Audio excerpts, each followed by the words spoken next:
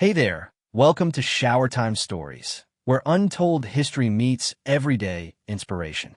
If you've ever felt overwhelmed by your own creative chaos, unfinished projects, or that nagging feeling of not being productive enough, you're not alone.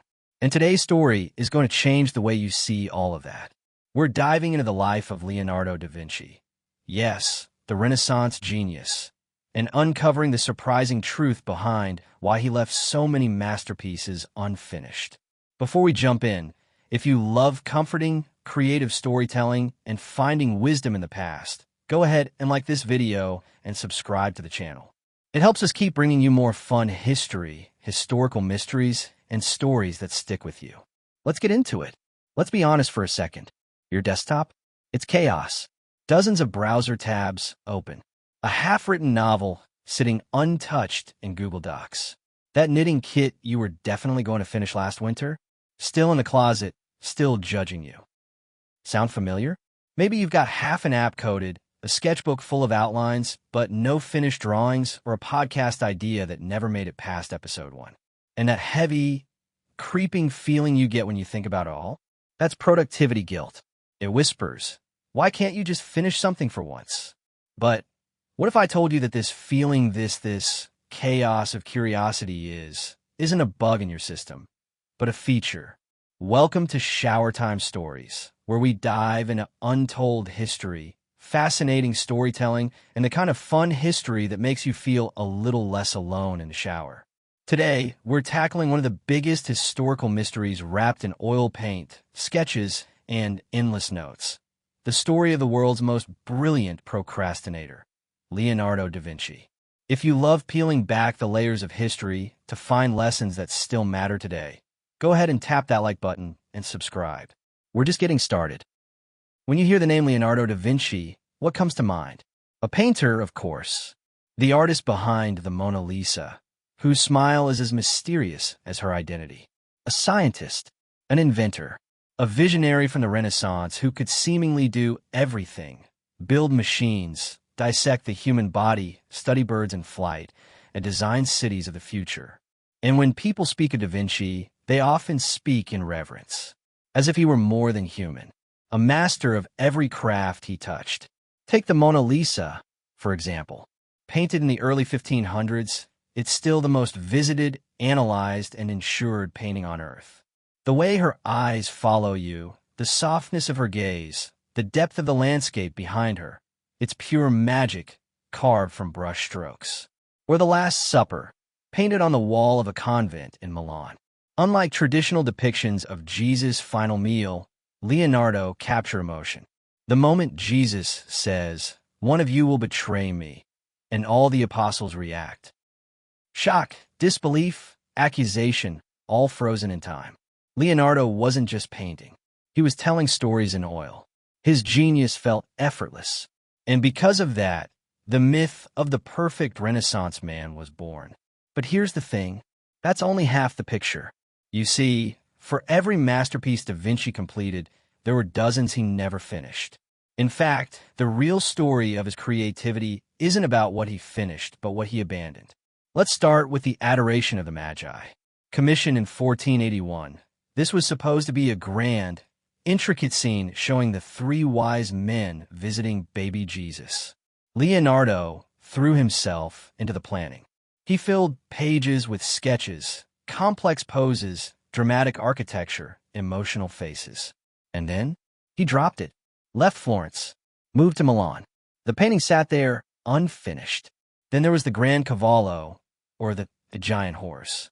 This was to be the largest equestrian statue ever built. A 24-foot bronze stallion to honor the Duke of Milan's father. Leonardo spent years designing it. He created a full-scale clay model. People traveled just to see it. And then, just before casting the bronze, war broke out. The invading French army used the clay horse for target practice. Gone. All that work destroyed.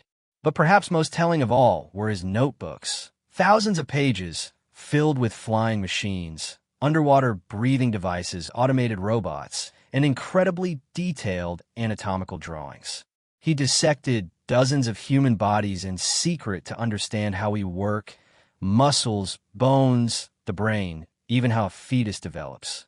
And yet, nearly all of these studies were never published in his lifetime, never built, never shared.